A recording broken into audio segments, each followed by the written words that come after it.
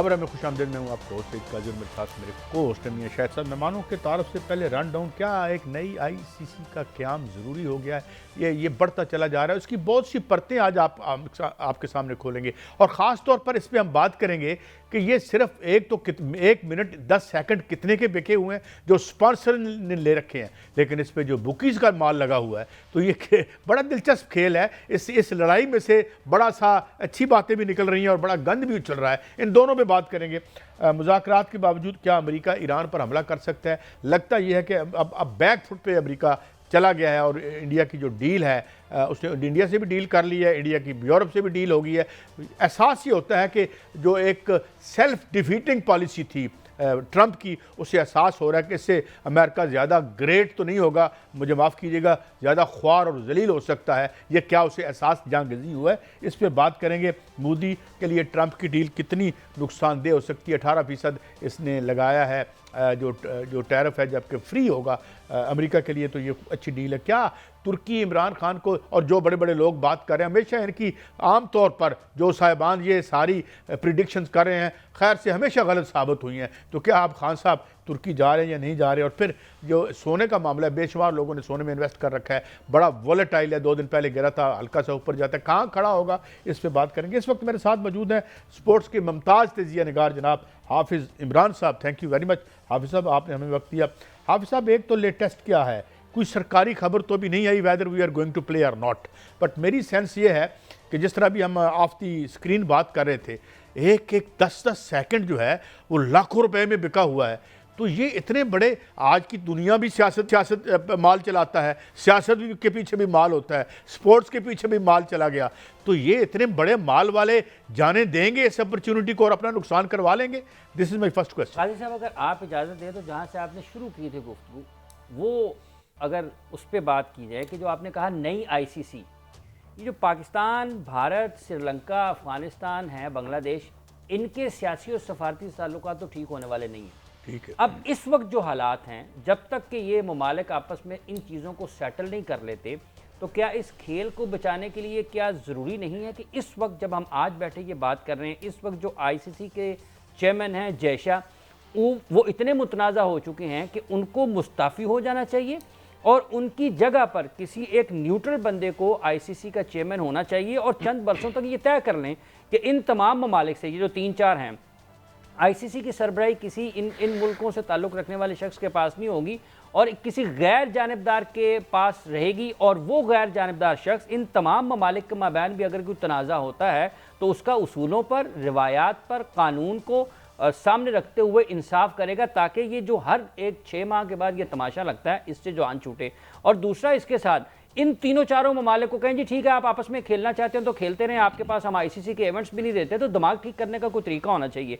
आप कहें जी आपके पास होस्टिंग राइट्स रहेंगे, यूएई के पास आप चले जाएं न्यूट्रल वेन्यू के ऊपर, पाकिस्तान का कोई टूर्नामेंट है यूएई के, इंडिया का कोई टूर्नामेंट है यूएई, बांग्लादेश का कोई टूर्नामेंट है यूएई, न्यूट्रल वेन्यू पर खेलें। और क्रिकेट की रूह को बचाने के लिए जब तक आप इसको सियासत से दूर नहीं करेंगे, ये जो ताकत और दौलत के जोम में कुछ ममालिक को ये लगता है कि शायद उन्हीं की वजह से अब उनकी नश्व नुमा में एक चीज़ है कि हर चीज़ को 2+2 से देखते हैं और उसमें सब उसूलों और रवायात को उठा देते हैं। तो जब तक आप इन उसूलों के ऊपर वापस नहीं आएंगे और इन ममालिक को ठीक करने के लिए किसी गैर जानिबदार की बीच में दाखिला दरमियान में नहीं होता, तो उस वक्त तक मामला ठीक नहीं बढ़ेगा। और जो पैसे का आपने जिक्र किया है, ये तो वो पैसा है जो नजर आ रहा है। बिल्कुल आप ठीक कह रहे हैं, क्योंकि जो वजीर दिफा कहते हैं कि जो भारत ने आईसीसी को बीसीसी बना दिया है और सियासत ज़दा कर दिया है और उसका अपने सियासी मकासद हैं, इस हवाले से एक नई जो है तंजीम वो बनानी चाहिए। और बिल्कुल आप ठीक कह रहे हैं कि जयशा को ही मुस्ताफ़ी हो जाना चाहिए और गोदी मीडिया जो है वो उसमें जो है वो बाकायदा तौर पर बाकायदा एक उस पर दबाव डाल रहा है कि पाकिस्तान को सजा दी जाए। हालांकि जो आईसीसी है उसकी क़यादत जो पहले इंग्लैंड के पास थी, वो इंग्लैंड के पास ही होनी चाहिए, क्योंकि खबर भी ये है कि वो ऐसे मुल्क के पास जा रही है कि जो गैर जानबदार है, ताकि खेल को खेल समझा जाए और सियासत को अलग किया जाए। क्योंकि जब भारत इसमें इंटर हुआ है तब से लेकर अब तक आईसीसी जो है वो आईसीसी तो नहीं रहा, वो बीसीसी बन गया है। तो अब जो खबर आ रही है हाफिज साहब, इसकी आप ही तस्दीक कीजिएगा या रहनुमाई कीजिएगा कि वाकईतन जो इसकी सरबराही है या ये पूरी की पूरी आईसीसी जो है वो उन मुल्कों के पास ही या इंग्लैंड के पास ही जा रही है ताकि इसको बाकायदा तौर पर जो सियासत से अलग करके खेल बनाया जा सके? मियां साहब, 2-3 चीज़ों का आपने हवाला दिया। एक ये कि ये तो ज़रूरी है, जैसा जितने मुतनाज़ा हो गए हैं और जितने सियासी फैसले, ये मैं नहीं कह रहा या काजी साहब नहीं कह रहे या आप नहीं कह रहे, ये उनके फैसले बता रहे हैं, फैसले उनके बोल रहे हैं कि उनके फैसलों से सियासत झलकती है, उनके फैसलों से एक ख़ास किस्म की सोच आपको नज़र आती है जो खेल में उस तरीके की एक इंतहा पसंदी को शामिल कर रही है और अपने नापसंदीदा ममालिक को साइड पर करने की एक रविश है और इसकी वजह से खेल को ख़तरात लाहक हैं। इससे पहले भी इंडिया के सरबराहान रहे हैं, लोग आज जगमोहन डालमिया को याद करते हैं, लोग आज बिंद्रा साहब को याद करते हैं, लोग आज श्रीनिवासन को भी याद करते हैं, शरद पवार को भी याद करते हैं। उनके दौर में भी आईसीसी में होते थे वो लोग, लेकिन इस किस्म की शिद्दत पसंदी कभी नज़र नहीं आई और ये शिद्दत पसंदी ख़ास एक सोच का नतीजा है। और जब तक आप इंग्लैंड है, ऑस्ट्रेलिया है, न्यूजीलैंड है, कम अज़ कम अगर कोई एक गैर जानिबदार होगा, अगर वो फैसला करेगा तो ये बात तो नहीं होगी कि पाकिस्तान से कहेंगे लोग कि जी हमारे खिलाफ हो गया और इसने साइड लिया। इंडिया से अगर कोई फैसला आएगा तो वो कहेंगे भले ठीक ही हो, पाकिस्तान से भले ठीक ही हो। बिल्कुल, परसेप्शन रहेगा कि ये खिलाफ हो रहा है। निकल गया है क्योंकि जय शाह की जो वाहिद क्वालिफिकेशन है वो ये है कि वो अमित शाह का बेटा है और उसकी कोई क्वालिफिकेशन नहीं है और उसको बैट पकड़ना भी नहीं आता। राहुल गांधी कहते हैं कि उसको बैट पकड़ना भी नहीं आता, वाकई नहीं आता, उसको सिर्फ साजिश करनी आती है और मुस्लिम दुश्मनी आती है और उसने हिंदुत्वा सोच जो है उसमें बाकायदा तौर पर प्रिवेल कर रखी है। सर ये बताइएगा कि जो आईसीसी है जिसको मैं बीसीसी कहता हूं, हाँ, उस पर दबाव डाला जा रहा है गोदी मीडिया की जानिब से कि पाकिस्तान को सजा दी जाए। क्या पाकिस्तान को सजा मिल सकती है इसके कवानीन के मुताबिक? सर, पाकिस्तान को सजा किस चीज़ की मिलनी है?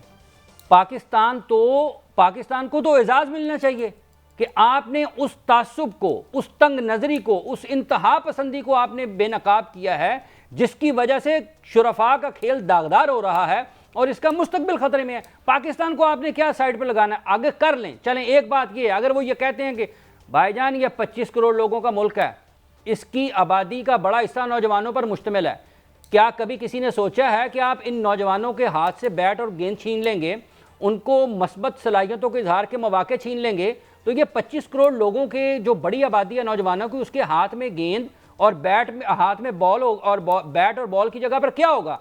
उनकी मस्बत सलाहियतों को खेल के मैदान से जब आप दूर कर देंगे तो वह कहाँ पे जाएंगे? पाकिस्तान में बेचैनी फैलेगी ना, तो जनाब चैन आपका भी, चैन से आप भी नहीं बैठेंगे। इसलिए कोई भी फैसला करने से पहले आईसीसी को यह देखना है कि आपने बांग्लादेश के साथ जो शुरू किया है ना, ये पाकिस्तान एटमी ताकत है, पाकिस्तान की स्टैंडिंग, पाकिस्तान की माफी चाहता हूं, मैं इंटरजेक्शन कर रहा हूं। अभी आपने एक बड़ी अच्छी बात की और मियां साहब ने भी कि जी बैट भी पकड़ना नहीं आता। यहाँ पिछले कई सालों से लग रहे हैं बैट जो लगे हैं, हाँ। यहाँ पे पार्टियों की लड़ाई शुरू हो जाती है आपस में। बिल्कुल, साडा लो, क्या है वो शुगर के एक बहुत बड़े जकाश साहब को लगा लो। इन्होंने कभी बैट देखे? इससे पहले आपने इसको लगाया, क्या नाम है आपके पास? वैसे खबर है मेरा ख्याल है जो आपने उनका नाम ले दिया ना। नहीं, मुझे ये बताएं, इससे पहले सेठी साहब ने पता है कि बैट दा सिर केड़े पासे होंदा है, हाँ। वो लगे रहे। तो बाल ये है कि क्या मैं किसी पे इल्जाम नहीं लगा रहा, लेकिन मैं एक कोट करता हूँ, एक साबक, उन्होंने किसी महफिल में कहा बाकी कितने गए पैसे, जेड़े पैसे क्रिकेट ने हक हलाल के होंगे। यकीनन मैं किसी पे कोई इल्जाम नहीं लगा रहा, मैं उसी पे वापस आता हूँ। जब मैंने देखा कि 10 सेकंड जो है वो 16 से पिछले में वो तकरीबन इंडियन 16 लाख का एक 10 सेकंड बिका, ये तो अलग हो गया। अब मेरा एक पॉइंट ऑफ व्यू है कि ये बहुत बड़ी कुर्बानी होगी अगर मेरे प्यारे बुकी जो हैं इस सारे सियासी इसको ना होने दें। हो ही नहीं सकता हाफिज साहब, ये होएगा जिधर माल बनना है बनेगा। और बात यह है कि जिस तरह वो असलम कोरसरी ने कहा था ना कि जिंदगी गांव की हसीन लड़की गिर गई है तमाशबीनों में, ये क्रिकेट भी तमाशबीनों में गिर गया है। माल, काला माल, बुकिए, ये यार सारा गन जो डला है उससे तो क्रिकेट क्या हर चीज का हुस्न बर्बाद हो गया। देखिए वो तो चलता रहेगा, लेकिन कम अज कम जो सफेद माल है उसको तो चलने देना, काले को तो एक तरफ रख दें। लेकिन जो जिसका आपने हवाला दिया 10 सेकंड, सफेद माल बेचारा नुक्कर बैठे है, दही खा रहा है बेचारा, उसका क्या है? तो उसका तो कोई बहुत ही थोड़ा रह गया ना। चले थोड़ा भी है, उसकी बेस के ऊपर ही बाकी चलता है। अगर वो भी मुतनाजा हो जाएगा और वो बंद हो जाएगा तो सबका नुकसान है। एक पैसा तो वो है जो नजर आ रहा है, एक पैसा वो है जिसका आपने हवाला दिया और वो नजर नहीं आ रहा, वो एक हकीकत है पूरी दुनिया में। इसलिए ये जो मौजूदा हालात हैं, जिस तरफ आपने भी इशारा किया है कि हमारे यहाँ भी वो मामलात रहते हैं, तनाज़ात रहते हैं, लेकिन सियासत ज़्यादा बैनुल-अक़वामी सतह पर तो नहीं होना चाहिए ना खेल को? नहीं, वो भाई अगर खेल बैनुल-अक़वामी सतह पर सियासत लेकिन ज़्यादा हो हाफिज साहब, जाएगी। हम इसी की बात कर रहे हैं जो बीसीसी कर रही है। बीसीसी का जो रवैया है, मैं आईसीसी उसको नहीं कह रहा, बीसीसी कह रहा हूं, वो क्योंकि बीसीसी नुमा ही आईसीसी है। उसका जो रवैया हुआ, बांग्लादेश को बाहर जाना पड़ा, मियां पाकिस्तान साहब, की ये टीम तो जो है इंडिया उसके के अंदर बाइकआउट से का आवाजें ऐलान उठ रही किया। हैं। अब क्या इंडिया के मंजरनामा अंदर से होगा कि आवाजें वहां उठ रही पर जो है वो इंडिया के अंदर से शारदा उग्रा ने, जी मैं प्रदीप उसी पे आ ने, रहा ये हूं, हाफिज शशि साहब, थरूर ने कि वहां श्रीलंका में जो भारत जाएगा, जी हम सब जो है श्रीलंका में भारत जाएगा, वहां पर जाके उनकी टीम जो है वो क्रिकेट स्टेडियम पे जाएगी, वहां पर पिच पे खड़ी रहेगी, प्रेस कॉन्फ्रेंस करेगी, पाकिस्तानी टीम वहां आएगी नहीं। और ये भी दबाव जो है वो बढ़ रहा है। ये खबर आ रही है कि जो अजय शाह है उस पर बाकायदा तौर पर दबाव बढ़ रहा है और वो पाकिस्तान से राब्ते भी कर रहे हैं कि पाकिस्तान जो है बाइकआउट का फैसला वापस करे, और ये भी हो रहा है कि बांग्लादेश को वापस लाया जाए। और ये जो है मुसलसल जो भारत पर दबाव बढ़ रहा है, इस पर उनकी बहुत ज्यादा बेइज्जती हो रही है। केविन पीटरसन ने कहा है जी कि ये कोई अच्छा रवैया नहीं है।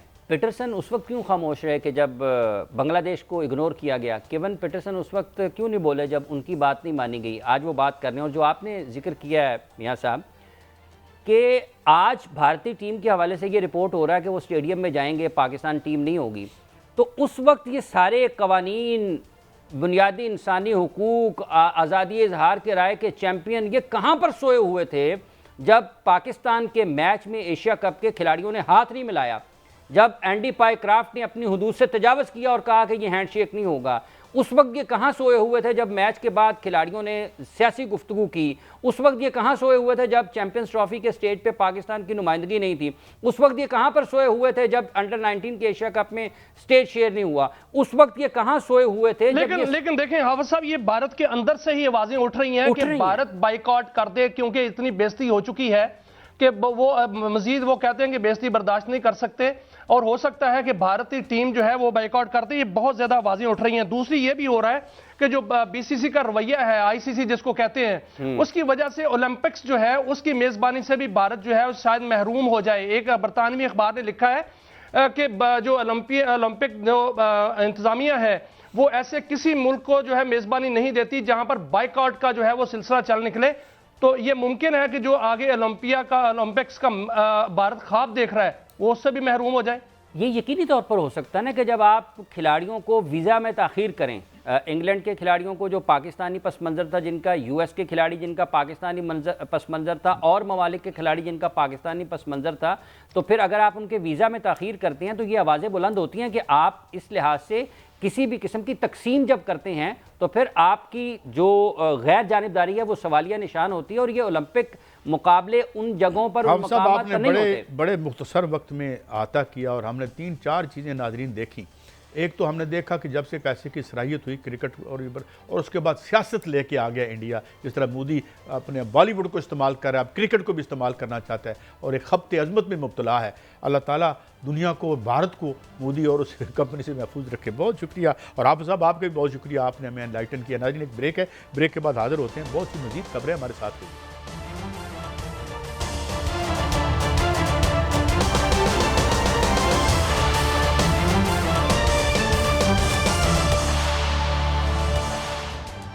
Welcome back.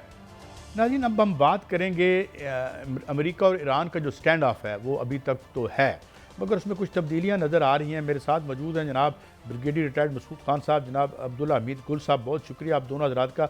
ब्रिगेडियर साहब, एक तासुर मुझे लगता है कि जैसे कुछ सोबरिंग हुई है, और जो लिमिटेशन है, ये लिमिटेशन हमने वो ऑपरेशन शॉक एंड ऑ में भी देखी थी, तभी तारीख का सबसे बड़ा एक, और देन वी सा कि किस तरह ब्लीड किया अमेरिका ने। और अब कुछ आपको लगता है कि कुछ थोड़ी समझ आ गई है ट्रंप साहब को कि कोई अनब्राइडल्ड पावर नहीं है, हर पावर की एक लिमिटेशन होती है, and the price might be far more than the gains if he gets into this kind of war। आप ये तस्वीर ठीक समझते हैं जो आप वो थोड़ी सी रिकन्सिलिएशन की बात कर रहे हैं इंडिया से, जो उसने मुआहदा भी कर लिया है, तो क्या कुछ सोबरिंग होती नजर आई है आपको ब्रिगेडियर साहब?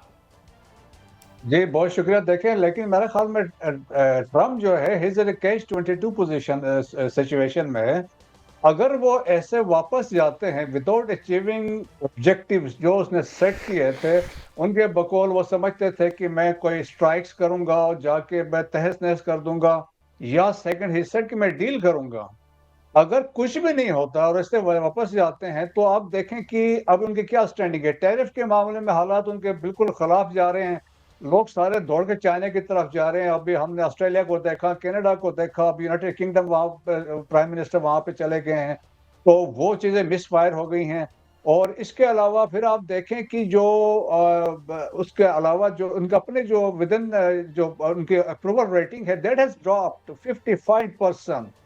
तो वो भी एक चैलेंज है। मिड टर्म इलेक्शंस होने हैं और मिड टर्म इलेक्शंस में देखिए कि कांग्रेस में भी या सेनेट में भी इतनी मेजॉरिटी इनकी नहीं है। अगर ये इलेक्शंस अगर इस तरह के हालात और वाकयात होते हैं जो इनके ऑब्जेक्टिव्स के मुताबिक नहीं होते हैं तो इलेक्शंस में मसला हो सकता है। अगर मसला हो गया तो ये अल्टीमेटली जाके इम्पीचमेंट हो सकती है।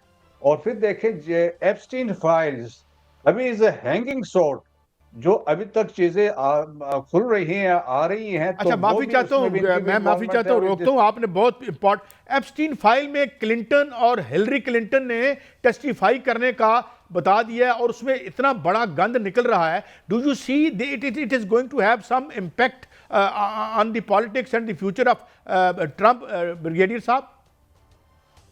बिल्कुल ऐसे ही है। और जिस तरीके से अभी तस्वीरें तो आ रही हैं, लेकिन जिस तरीके से ये टेस्टिफाई करने जा रहे हैं मियाँ बीवी, तो उसके बड़े सीरियस इम्प्लीकेशन अदरवाइज भी देखें कि बहुत सारी चीजें तो उन्होंने रोकी हुई थी जस्टिस डिपार्टमेंट ने। लेकिन अगर वो भी आते हैं तो फिर आप देखें कि फिर तो बहुत सीरियस इम्प्लीकेशंस होंगी। अब रही बात देखें कि जिस तरीके से रेटरिक्स आ रहे हैं कि अगर बातचीत फेल हुई, कोई सेटलमेंट नहीं होती है तो then bad things will happen, फिर वो ऑप्शन है। लेकिन मेरा ख्याल में जो अभी इस्तांबुल में बातचीत जुम्मे को होने जा रही है, आप समझ ले पाकिस्तान एंड तुर्किया ये दो ममालिक थे, दे वर इंस्ट्रूमेंटल बिहाइंड द सीन्स। अगर आपको काजी साहब ये आप रिकॉल करें, आप प्रेसिडेंट ट्रम्प ने क्या कहा था जब फील्ड मार्शल आसिम मुनीर की उनसे मुलाकात हुई, तो उसके बाद कहा था ये लोग पाकिस्तान जो है ईरान को बहुत बेहतर समझते हैं, ये मीडिएट कर सकते हैं, ये उनसे बातचीत कर सकते हैं। सो फाइनली पाकिस्तान और तुर्किया प्रीवेल कर गए हैं। सो अब पाकिस्तान के जहां पे एक इम्पोर्टेंस भी आ गई है। अब बातचीत में जो क्या होगा तो वो बहुत मैटर करते हैं। लेकिन पाकिस्तान का जो किरदार है, इसी में अब मैं कवर कर दूं सर, मैं इंटरलॉकिंग इसी पर मामले जो को अब्दुल्ला पाकिस्तान साहब बन के गया सामने है। जो है वो लेके जाता हूं। सर, जो मुज़ाकरात की बात हम जब करते हैं कि ईरान और अमेरिका के दरमियान मुज़ाकरात की बात हो रही है, तो ये तो 2025 में जून में भी हुई थी और उस वक्त मुज़ाकरात हो रहे थे और अमेरिका ने हमला कर दिया था। क्या ये टाइम गेन करने का एक बहाना तो नहीं है दोनों तरफ से, या एक तरफ से अमेरिका की तरफ से? क्योंकि अमेरिका जो है वो जब ईरान में आया तो उसके पास जंगी जहाज इतने 500 जंगी जहाजों को लेके आ गया, बहरी बेड़े लेके आ गया। वहां पर जो है उसके बाद जासूस तैयारे हैं, उसके बाद ड्रोन्स हैं, मिसाइल्स हैं। इसके बावजूद जो वो बार बार धमकियां भी देता रहा कि आज हमला करूंगा, कल हमला करूंगा, मुज़ाकरात की टेबल पे आ जाएं। फिर मुज़ाकरात भी अपनी ख्वाहिश पे जो है शुरू कर लिए। क्या ये टाइम गेन कर रहे हैं या वो ईरान की कुव्वत से, मिसाइल कुव्वत से डर गया, या ये भी हो सकता है कि रूस और ईरान जो चीन है उसका जो फैक्टर बताया जा रहा है वो उससे भी ये डर गया कि अगर ये जंग हुई तो कहीं अमेरिका शिकस्त ना खा जाए? बिस्मिल्लाहिर्रहमानिर्रहीम। बहुत बहुत शुक्रिया काजी साहब, मियाँ साहब, ब्रिगेड साहब, अस्सलाम वालेकुम। देखें, जहाँ तक ताल्लुक है जी, ऐसी सूरत हाल आपको याद है पिछले प्रोग्राम में मैंने आपसे कहा था कि अमेरिका हर मुमकिन कोशिश करेगा कि जंग ना हो, और उसकी वजह यह है कि वो असल में तो सिर्फ इजराइल को ये दिखाना चाह रहा था कि मैं I look busy and do nothing वाली पॉलिसी थी। और इससे पहले कि इजराइल के अंदर और वो यहूदी लॉबी और वो सारा जो जैरेड कुशनर का ताल्लुक है और जिस तरीके से नेतन्याहू के साथ, ये सारी चीज़ें अपनी जगह, लेकिन रियलिटी ये है कि America never wanted to attack a country जो आगे से खड़ी हो जाए सही मानों में लड़ने के लिए। उनका ये ख्याल था कि ये हमने ईरान की कमर तोड़ दी है, लेकिन ये पता चला कि उनके जो मिसाइल टेक्नोलॉजी है वो फार सुपीरियर टेक्नोलॉजी है। उसकी जो प्रिसीजन हिटिंग पावर है वो बहुत बेहतर है। उनके जितने भी डिफेंस मैकेनिज्म्स हैं जो उन्होंने बनाए थे वो कामयाब नहीं हुए। इजराइल ने देख लिया, उनका ना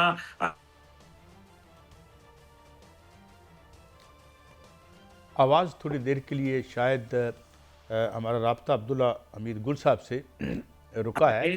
जी जी जी जी जी जी जी, आपको कंटिन्यू आवाज आ रही कीजिए, है? जी कंटिन्यू कीजिए। आवाज़ आ रही है जी, आपको? तो ऐसी, हाँ जी, तो ऐसी सूरत हाल में अमेरिका जो है वो शशोपंज में मुब्तला हो गया है, जिसका आपने भी ज़िक्र किया, चाइना और रशिया फैक्टर। दुनिया के अंदर ये भी मुल्क है ना जो अपनी टेक्नोलॉजी को जंग के मैदान में ट्राई करना चाहेंगे। और जो मेरी इत्तलात हैं DF-21 और DF-26 मिसाइल जो कि जो है एयरक्राफ्ट कैरियर किलर के तौर पर कहलाते हैं, 2 कार्गो शिप जो है वो चाइना की वहाँ पहुँची थी। इससे पहले रशियन एंटीनॉव जहाज जो है वो भर-भर के आए थे। उनमें क्या आया था ये तो अल्लाह ही जानता है। इसका मतलब ये है कि कुछ ना कुछ उनको एक अपनी सिक्योरिटी थ्रेट थी। अब आप देखें कि उन्होंने 2 तारीख और 3 तारीख को बाकायदा आबनाए हुर्मुज़ के अंदर अपनी नेवल एक्सरसाइज़ेज़ जो है वो कंडक्ट की हैं ईरान ने। तो एक वक़्त में उनको धमकियाँ मिल रही हैं और दूसरा ये है कि वो धमकी से मरूब नहीं हो रहे, बल्कि आगे से मज़ीद जो है वो तमतना लेके जो है वो खड़े हुए हैं। इससे बड़ा वाज़ेह नज़र आ रहा है कि इज़राइल को जो थ्रेट थी कि हमें जो है वो बख्शेगा नहीं, और जो रीजनल कंट्रीज़ हैं जिन्होंने ये कहा कि खुदा के लिए मत हमला करना वरना वो इन तमाम एयर बेसेस को निशाना बनाएगा, और फिर ज़ाहिर है उनके ममालिक के अंदर अगर इस किस्म का अरब दुनिया में नाखुशगवार वाक़यात हो जाएँ, तो फिर उनकी मईशत तो उसका धड़न तख्ता हो जाएगा। फिर साथ ही ये है कि आप देखें कि अभी तक IAEA ने जो बताया, उसमें उसने ये कहीं नहीं कहा कि ताबकारी फैली। जब अमेरिका ने बंकर बस्टर्स जो बॉम्ब्स थे उनको उनके न्यूक्लियर साइट्स के ऊपर हमला किया, तो इसका मतलब है कि वो जो हंड्रेड्स ऑफ केजी जो न्यूक्लियर वहाँ पड़ा हुआ है, जिसको आप एनरिच्ड यूरेनियम कहते हैं, तो वो फिर है तो खतरनाक ना। इसलिए जो मार्जिन ऑफ एरर है अमेरिका के लिए वो बहुत कम है। इसमें कोई शक व शुबा नहीं है कि ये एक डिलेइंग टैक्टिक्स भी है, ये लोगों को दिखाने की भी टैक्टिक्स है। और ये भी मैं आपको बताता चलूं, अमेरिकन बहरी बेड़ा आया है जाने के लिए नहीं आया, ये यहाँ खड़ा रहेगा, ये इलाकाई ममालिक के सियासत को भी तब्दील करेगा, और ये खित्ते के अंदर मजीद लुच तलने का सबब बनेगा, क्योंकि अमेरिका को ये मौका मिल गया है कि हम जो है किसी बहाने से, बिकॉज दे ऑलवेज एक प्री टेक्स्ट जो है वो करते हैं और उसकी बुनियाद के ऊपर ये आते हैं। अब जब उनको मौका मिल गया है तो वो कभी चाइना और रशिया को इस रीजन के अंदर एंटर करने की अच्छा, ये आपने बड़ी इंपॉर्टेंट बात की अब्दुल्ला गुल साहब, आपने बड़ी कमाल की हमें ये इनसाइट दी है कि यहाँ ये स्टे करेगा। मैं एक और एंगल से ब्रिगेडियर साहब इसी बात को, गुल साहब की बात को आगे बढ़ाता हूँ। जो चाइना का एक एक्सपेंशन है, इकोनॉमिक एक्सपेंशन, क्या वो इन टैक्टिक्स से वो तो खड़ा है, और वो जो वहाँ खड़ा है वो हमला भी कर सकता है और टारगेट भी है, तो क्या वो चाइना की जो मार्च है, मैं इकोनॉमिकली कह रहा हूँ, उसको वो थाट कर सकता है या उसको स्टेम कर सकता है? मेरा ख्याल में बिल्कुल नहीं करेगा। न चाइनीज देखे, अदरवाइज भी चाइना और रशिया वैसे भी एक्टिवली किसी चीज में इन्वॉल्व नहीं होंगे। बिहाइंड द सीन वो जो सपोर्ट करते रहेंगे, लेकिन अदरवाइज फिजिकली किसी चीज में इन्वॉल्व नहीं होंगे।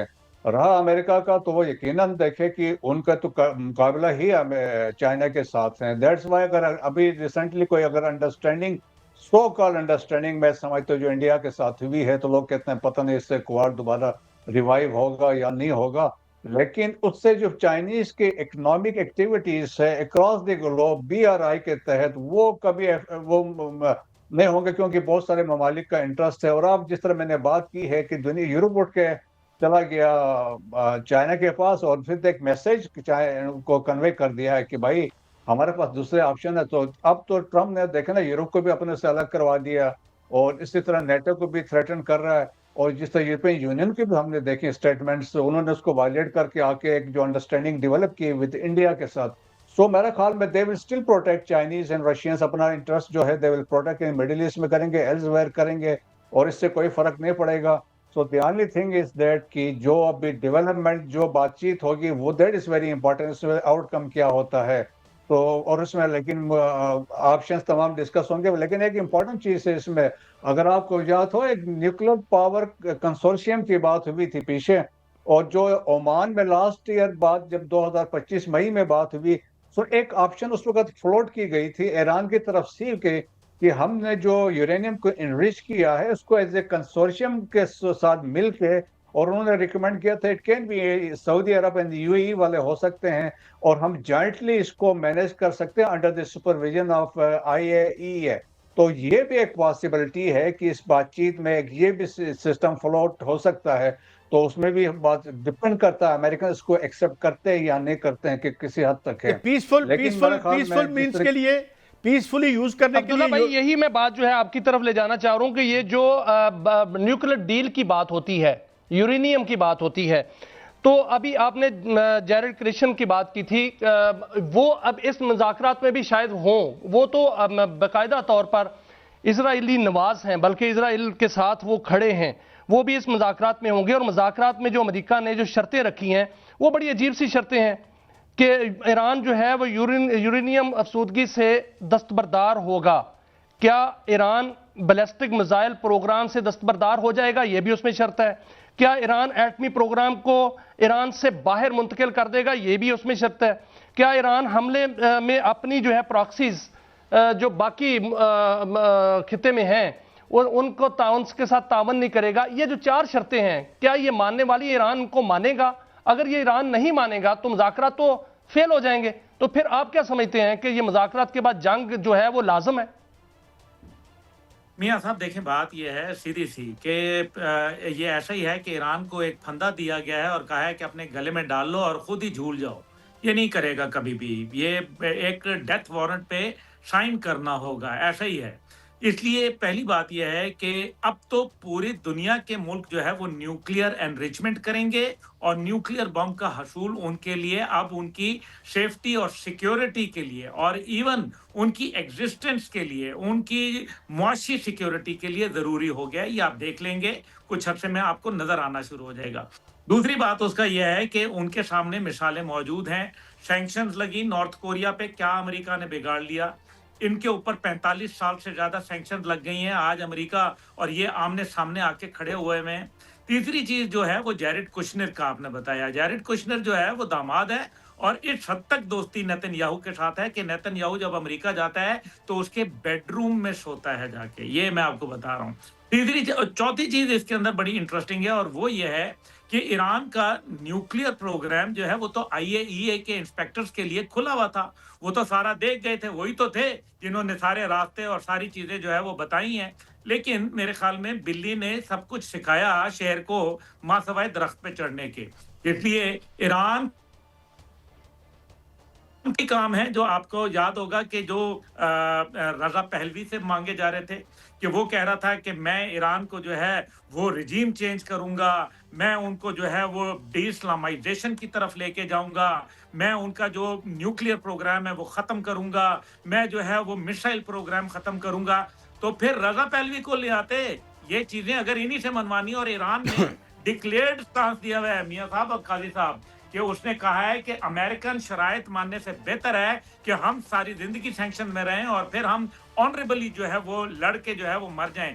याद रखें, ईरान नेशन है। अमेरिका के अंदर जो प्रॉब्लम आ रही है, एप्स्टाइन फाइल की अभी बात हुई, एप्स्टाइन फाइल के अंदर जो है डोनाल्ड ट्रंप की इम्पीचमेंट तो दूर की बात है, वो तो अभी आपको याद होगा कि मोनिका लेविन्स्की का केस जब हुआ था तो बिल क्लिंटन को माफी मांगनी पड़ गई थी। और अगर ये ऐसी सूरत हाल हो गई, अमेरिकन डीप स्टेट को मालूम है कि प्रेसिडेंट ट्रंप जो है ये वही डीप स्टेट है ना जिसने एडवर्ड स्नोडन की जो है वो सारा मामला इनके ऊपर उठाया था कि ये इलेक्शन रिग हुआ है, रशियन इन्फ्लुएंस हुआ है। तो फिर याद होगा आपको कि वो डीप स्टेट आज भी मौजूद है और वो प्रेसिडेंट ट्रंप के जो ये ताल्लुकात हैं और जो उनका अमल जा रहा है, कभी कनाडा पे और कभी जो है वो ग्रीनलैंड के मामले पे। अच्छा गुल साहब मैं एक और अहम बात पे आप दोनों का टेक लेना चाहता हूँ जो आमतौर पर तिश्ना रह जाती है। ब्रिगेडियर साहब, 2 बातें हैं। एक तो ये जो अंदर का गंद उछल रहा है, सेकेंडली बहुत ही अननोटिस्ड गया है मिनीसोटा और मिनियापोलिस में जो डिफेक्टो पहली दफ़ा डिफेक्टो स्ट्राइक हुई है और पूरे 50 स्टेटों में उसकी सराहियत हुई है। ये हम पहली दफ़ा देख रहे हैं। इस आपको पता है स्ट्राइक पे तो पाबंदी लगा दी है, जब पहले यहाँ पे जो रेलवे की स्ट्राइक हुई थी तो बाइडन के ज़माने में। तो ये एक जो अवामी लहर उठ रही है अमेरिका में, जो 1% अगेंस्ट 99% हमने देखा था वॉल स्ट्रीट में। How much importance you attach to this factor जो वहां पे एक मिलिटेंसी अवामी सतह पर और वर्किंग क्लास में उठ रही है? जनाब ब्रिगेडियर साहब। जी हाँ, बिल्कुल ऐसा ही। देखिए, स्पेशली मैं जब कह रहा हूँ डिसअप्रूवल रेटिंग ये बढ़ गई है, तो वन ऑफ द फैक्टर्स भी मिनेसोटा वाला जो वाकयात है, और जिस तरीके से वहां पे देखा ना, फेडरल फोर्सेस वहां पे गए हैं, तो they have basically taken over. वहां का गवर्नर तो अपोज कर रहा है, उसके खिलाफ बात कर रहे हैं, मेयर भी उसके खिलाफ बात कर रहा है। सो एक आपस में कंटेस्ट भी है, कन्फ्रंट्रेशन भी है, और डिफरेंट स्टेट्स के साथ हैं। तो इसीलिए कि बहुत मुश्किलात इसलिए बढ़ गई हैं कि अगर इधर से भी कुछ हासिल नहीं होता है, मुल्क के अंदर से भी जो मैं हालात और वाकयात हैं, इस पे तो ज़रूर मैं बात को बढ़ाऊंगा, और आप दोनों रात को हम तकलीफ देंगे, मगर मैं इस बात पे इसको कंक्लूड करता हूँ। दोनों मेहमानों का शुक्रिया अदा सईद करते साहब हुए। एक जी जी, आपकी क्विकली सर। इजाजत से एक बात कर लूं इसमें। जी क्विकली एक प्लीज। बात सिर्फ, जी जी। मुझे आपकी बात से पता नहीं क्यों सोवियत यूनियन याद आ गया, यूएसएसआर, वो भी कभी टूटने के लिए बना नहीं था। यार शुक्रिया आपका, बहुत शुक्रिया दोनों का। ब्रिगेडियर साहब आपका शुक्रिया, जनाब अब्दुल्ला गुल साहब आपका शुक्रिया। मगर मैं जाते जाते यहाँ पे ख़त्म कहा था फैज़ ने कि पापोश की क्या फ़िक्र है, दस्तार संभालो, पायाब है जो मौज गुजर जाएगी सर से। आजकल हम भी देख रहे हैं कि हर कोई ये कह रहा है कुछ नहीं होगा, आवाम कुछ नहीं कर सकते, सिर्फ इस्टेब्लिशमेंट और ताकतवर करते हैं। मेरे ख्याल में इस सारे बयानियों को तारीख गलत साबित कर रही है। ब्रेक के बाद हाजिर होते हैं, मियाँ साहब से पूछेंगे खान साहब तुर्की तशरीफ़ ले जा रहे हैं, और जो सोना है उसमें क्या, क्योंकि सोने में बहुत लोगों के इंटरेस्ट, लोग हमें बात भी हमसे करते हैं, तो उस पर हम जो भी अपने तय लोगों को यानी गाइड करने की कोशिश करेंगे एक ब्रेक के बाद।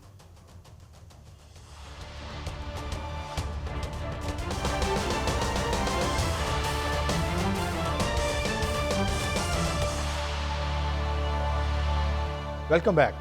ये साहब ये कहते हैं कि अगर बहुत जल्दी किसी का ब्लड प्रेशर कभी ऊपर चला जाए कभी नीचे चला जाए तो वो कोई अच्छा उम्र नहीं होता बीमार के लिए। ये जो सोने का मामला है ये भी देखें, पहली बात तो ये तय है कि जिस तरीके से वॉलेटिलिटी है कभी ऊपर कभी नीचे, तो भाई इट्स नॉट अ गुड ओमन for the world economy. Setting this aside, हो क्या रहा है, और ये सोना जो है चूँकि फिक्स्ड एसेट में आप तभी जाते हैं जब रियल इकॉनमी का बोलो राम नज़र आ रहा हो। तो क्या नज़र आता है आपको, आपका क्या टेक है इस पर? देखिए काजी साहब, जो सोने की बात है, तो सोने का मामला जो है वो जुड़ा हुआ है, पहले तो ये जुड़ा हुआ था तजारती डील से, जो कि तजारती जंग थी अमेरिका और चीन की और दीगर दुनिया के साथ जो अमेरिका ने छेड़ रखी थी। तो उसमें सोना जो है बड़ी मिकदार में खरीदा गया। चाइना ने बाकायदा तौर पर सोना खरीदा, दीगर मुल्कों ने खरीदा, और सोने की कीमतें बढ़ती गई। और आपने देखा कि सोना जो है वो पाकिस्तान के अंदर जो 5,70,000 रुपए फी तोला तक जो है वो पिछले दिनों पहुंचा, फिर ये क्रैश कर गया, और अभी जो है वो दोबारा जो है उसकी कीमतों में इजाफा हुआ है। आज सोने की जो कीमत है वो 5,14,362 रुपए फी तोला है। और ये कहा जा रहा है कि जो मुज़ाकरात शुरू हुए हैं ईरान और अमेरिका के दरमियान, उसमें जाहिर है और बाकी ममालिक भी उसमें शामिल हैं, पाकिस्तान भी उसमें शामिल है। पाकिस्तान को बड़ा कलीदी किरदार जो है वो किरदार अदा किया है पाकिस्तान ने और तुर्किया ने। उसमें ये कहा जा रहा है कि अगर ये मुज़ाकरात कामयाब हो जाते हैं तो सोने की कीमतें पहले से ज़्यादा गिरेंगी, और सोना जो है बहुत ज़्यादा जो है वो कीमतें गिर जाएंगी। और इस हवाले से ये भी कहा जा रहा है कि जो तेल की कीमतें हैं वो भी इन्हीं मुज़ाकरात के साथ जो है वो जुड़ी हुई हैं, कि अगर ये मुज़ाकरात कामयाब हो जाते हैं और ये जंग नहीं होती, टल जाती है, तो फिर तेल की कीमतें आलमी सतह पर भी बहुत ज़्यादा गिर जाएंगी। $61 फी बैरल तक अब जो है वो खाम तेल की कीमतें हैं। और अगर ये जो है वो मुज़ाकरात कामयाब हो जाते हैं तो फिर ये तेल की कीमतें $50 से भी कम हो सकती हैं, और डॉलर की कीमत तो कम हो ही रही है काजी साहब। और इस हवाले से जो पाकिस्तान के अंदर जो अगर बड़ी खुशखबरी ये है कि तेल की कीमतें पाकिस्तान के अंदर भी जो है पेट्रोलियम मसनूआत की कीमतें कम होंगी।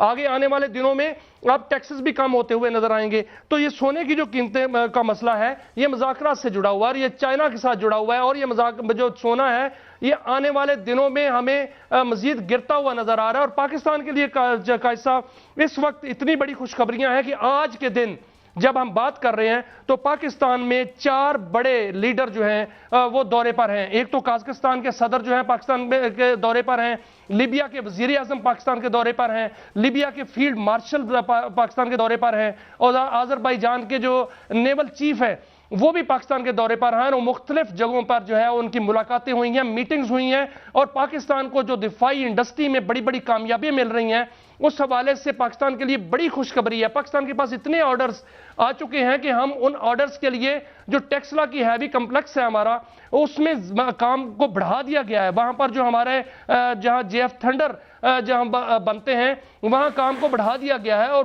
दिफाई इंडस्ट्री दुनिया के लिए पाकिस्तानी दिफाई इंडस्ट्री महवे निगाह बन चुकी है और दुनिया पूरी की पूरी जो है पाकिस्तान की तरफ माइल हो चुकी है। इसमें देखिए अगर दीगर ममालिक जिसमें 17 बड़े मुल्क हैं जो पाकिस्तान से जेएफ थंडर चाहते हैं, इस वक्त 4 बड़े लीडर पाकिस्तान के अंदर मौजूद हैं और अरबों डॉलर की डील जो है पाकिस्तान के साथ डन करने के लिए तैयार है और कुछ डील जो है वो डन हो भी चुकी हैं। आपको याद होगा काजी साहब, चंद दिन पहले जो चेयरमैन नैब ने कहा था कि पाकिस्तान 45 अरब डॉलर के ज़खायर जो है अप्रैल में हो जाएंगे। तो इसका मतलब यही है कि पाकिस्तान की जो दिफाई इंडस्ट्री है वो इस कदर फैल फूल रही है कि वो जो ऑर्डर्स जो हैं वो पूरे नहीं हो पा रहे। मियां साहब डेफिनेटली वो तो जा ही रहे हैं ऊपर।